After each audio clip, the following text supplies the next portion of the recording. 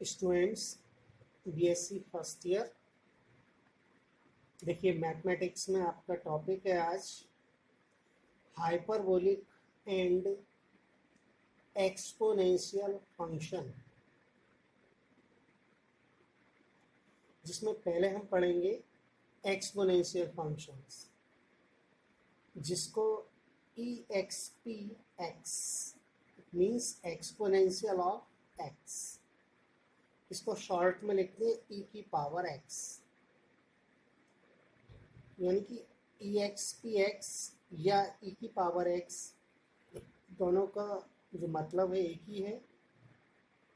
Okay, e की power X is equal to 1 plus X square upon factorial 2 plus X cube upon factorial 3 plus so on infinite तक होता है। ये क्या है? ई की पावर एक्स का एक्सपेंशन है। ई की पावर एक्स का क्या है? ये विस्तार है, जिसको हम कहते हैं।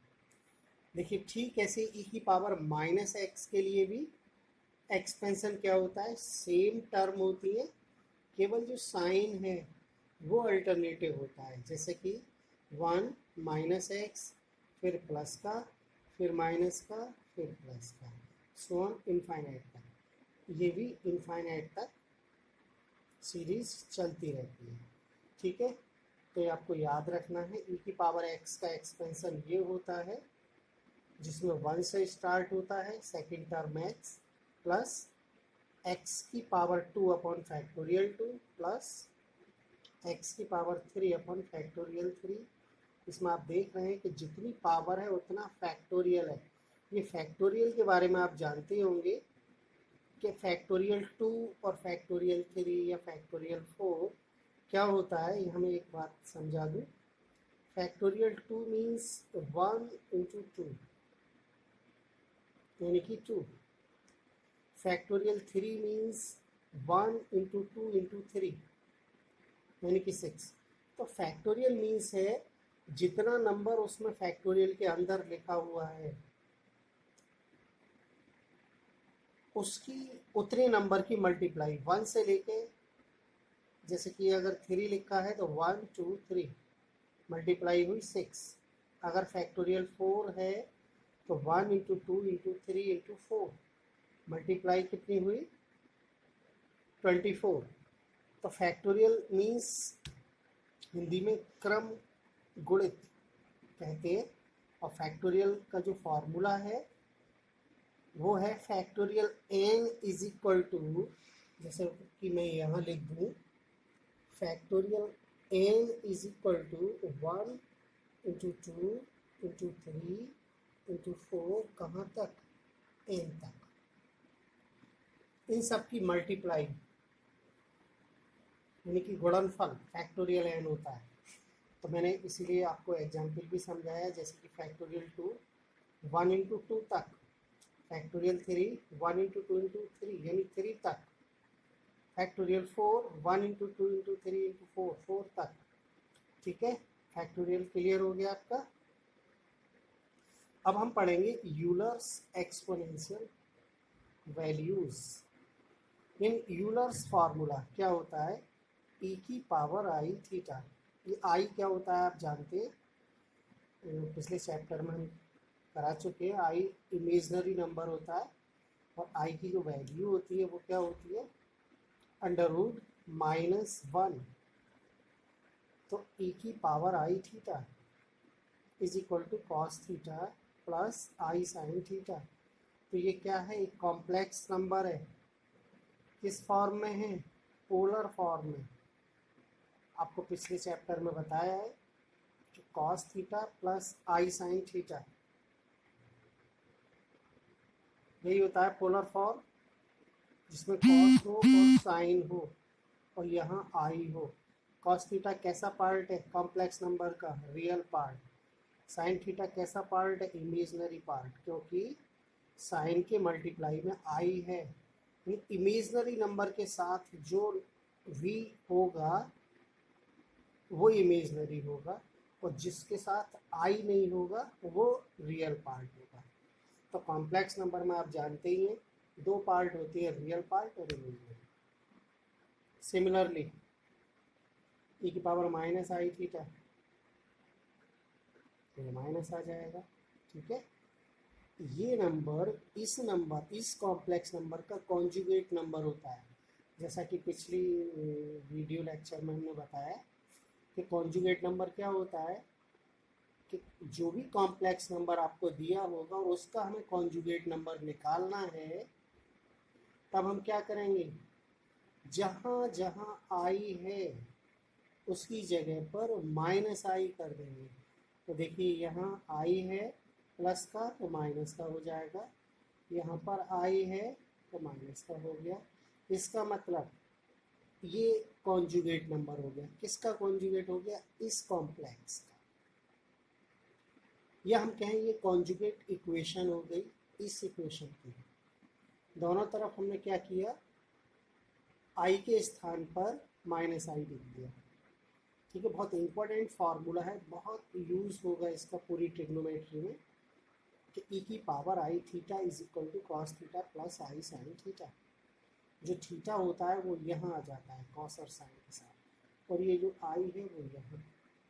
ठीक है, दोनों को हम ऐड करते हैं, दोनों इक्वेशन को हमने 1 और 2 नंबर दिया। एडिंग इक्वेशन 1 एंड 2 यानी दोनों को जोड़ने पर आप देख रहे हैं ये आई साइन थीटा कैंसिल हो जाएगा ना, क्योंकि ये प्लस का है ये माइनस का है।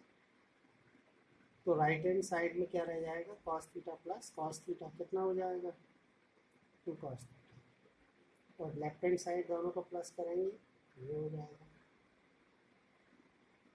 ठीक है, implies that cos theta is equal to ये वाला 2 इसके डिवाइड में जाएगा, जैसा कि यहाँ लिखा E P I theta plus E P minus i theta is upon 2। तो ये क्या हो गया, कॉस थीटा की एक्सपोनेंशियल वैल्यू, यानी कॉस थीटा का मान ई के पदों में, ई मतलब एक्सपोनेंशियल के पदों में। ठीक है, अगर हम इक्वेशन 1 और 2 को क्या कर दें, सब्ट्रैक्टिंग यानी माइनस कर दें, तब देखना हम माइनस करेंगे तो ये कॉस थीटा कैंसिल हो जाएगा और ये डबल हो जाएगा 2i साइन थीटा। देखिए ये लिखा मैंने, सब्ट्रैक्टिंग के बाद 2i साइन थीटा, और इसमें से इसको माइनस करेंगे तो यह माइनस आएगा। ठीक है, sine theta is equal to e की आई थीटा माइनस ई की minus i theta upon 2i। ये वाला 2i कहाँ जाएगा, इसके डिवाइड में जाएगा। तो ये साइन थीटा की क्या होगी, एक्सपोनेंशियल वैल्यू याद रखनी है। ये फॉर्मूले में बता रहा हूँ, सबको डायरेक्ट याद करना है। जब हम प्रॉब्लम सॉल्व करेंगे तो वहाँ हम इनका यूज़ करेंगे और आपको याद नहीं होगा तो क्वेश्चन समझ में नहीं आता, तो इसलिए याद करना ज़रूरी है। देखिए टेन थीटा की बनाते हैं, tan theta is equal to sine theta upon cos theta.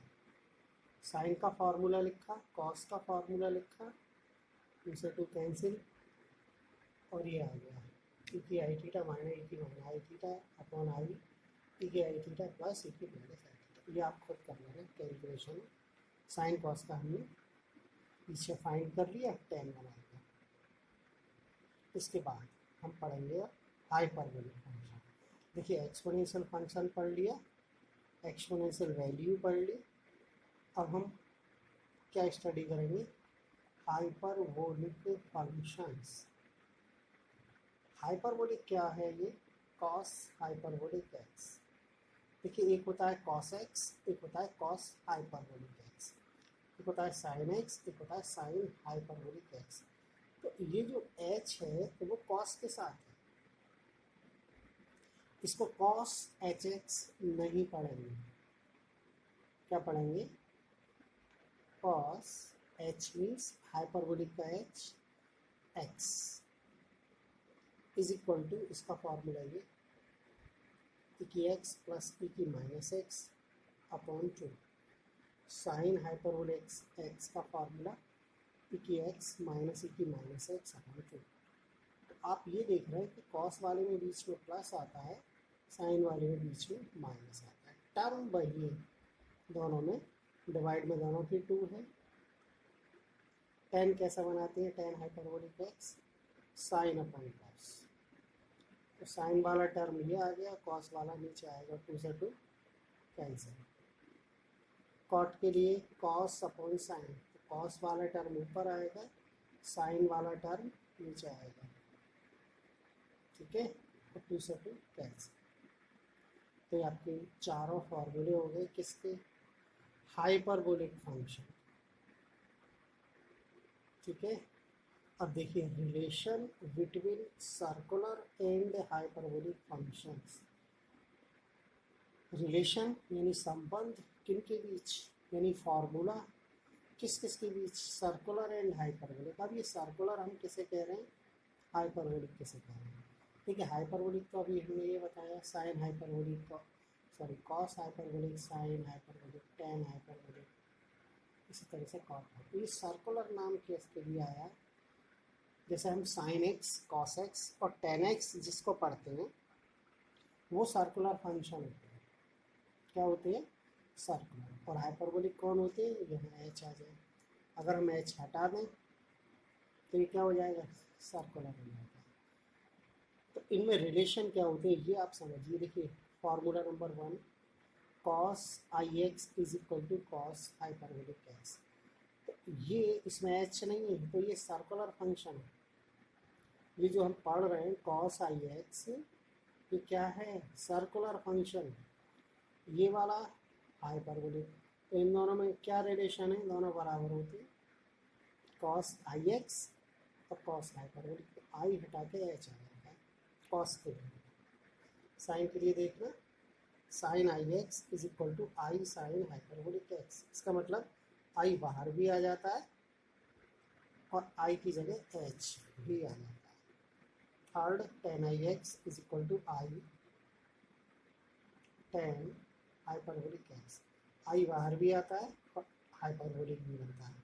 तो ये वाला कॉस वाला फॉर्मूला डिफरेंट है इन दोनों से। इन दोनों में क्या है, आई बाहर भी आ रहा है, हाइपरबोलिक भी, इसमें आई बाहर नहीं है, हाइपर। तो यहाँ तक आपके फॉर्मूले कंप्लीट हुए, ठीक है। अब हम इनका प्रूफ भी कराएंगे और कुछ फार्मूले और हैं, उनको नेक्स्ट वीडियो लेक्चर में क्लियर करेंगे, ओके।